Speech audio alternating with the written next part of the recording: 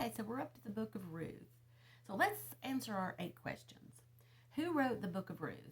No one's for sure. There's no internal or external evidence to prove either way who wrote Ruth. Some think that maybe Samuel wrote Ruth, but again, we're not sure. So who was it written to? It's like these other books we've studied in the Old Testament. It was written to the children of Israel, the nation of Israel, but then it was also written to all of mankind. There's lessons that we can all learn. How much time is covered in the book of Ruth? It seems to be about 11 years. Now, that's not counting the genealogy at the end. So just 11 years.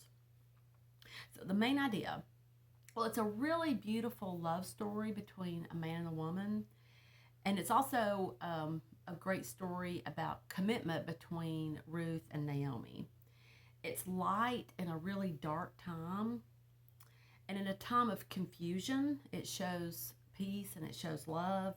And in a place when Israel was being very unfaithful to God, it shows the loyalty of Ruth and Naomi and Boaz.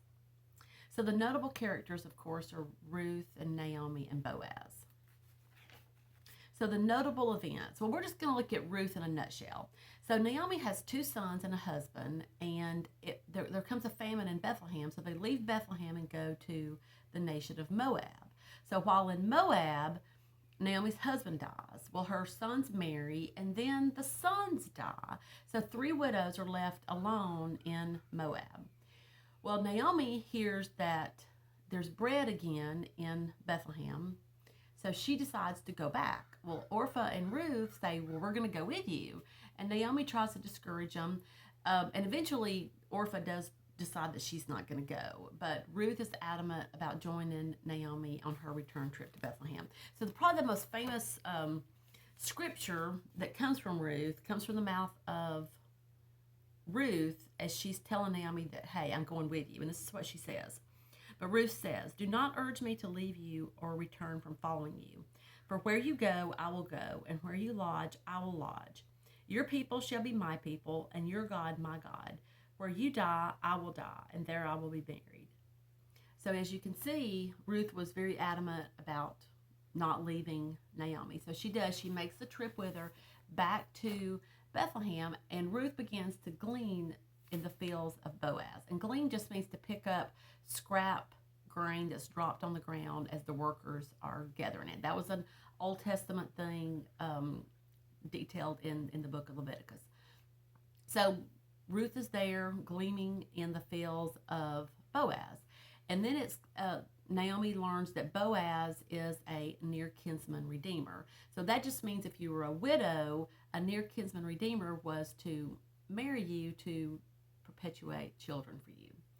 So Ruth approaches Boaz to be the near kinsman redeemer, and he said, there's one man that's closer in kin to than me. So they approach that man, and he declines. So Ruth and Boaz get married, and they have a child named Obed.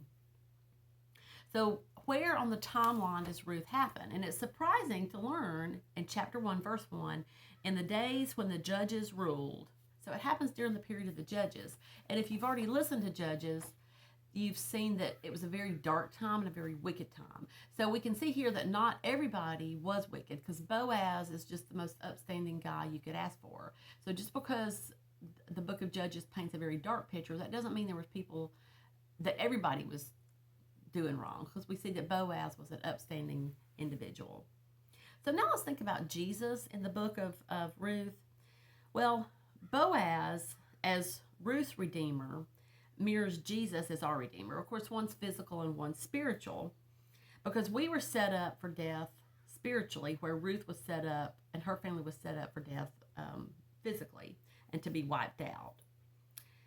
But Jesus redeems us spiritually and is going to bring us back to life one day. And well, he brings us back to life now spiritually, but one day he'll bring us back to life and we'll live forever in heaven with him. Also, we see the seed line of Jesus, what I like to call the earthly seed line, or the seed line of the Messiah. We see it being fleshed out here at the end.